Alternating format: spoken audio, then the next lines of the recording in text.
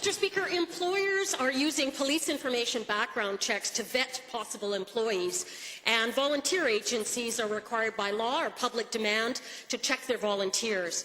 But police keep more than conviction information on citizens in their databases, and this non-conviction information is regularly released. So, to the Solicitor General, what action is the government taking to work with employers and NGOs to make sure that they understand the distinction between conviction and non-conviction information disclosed in police background information checks?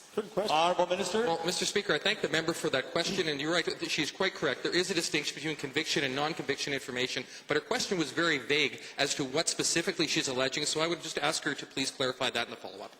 Honourable Member. Back to the same minister. Given that information collected and kept as part of Alberta's police information database, now known as API 3, can include officer observations, opinions, and even hearsay, why does Alberta persist in allowing the retention and release disclosure of non-conviction information during background checks? It's just not right.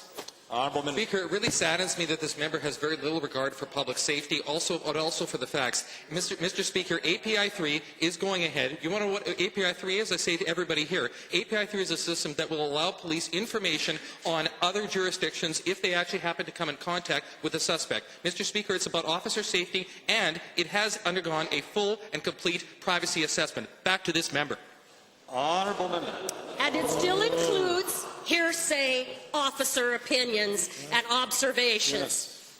But the legal framework in Alberta is feeble and allows significant individual officer discretion over what information is released as part of these police checks. So why is training, monitoring and compliance not mandatory for all officers working in this area? They can do whatever they want.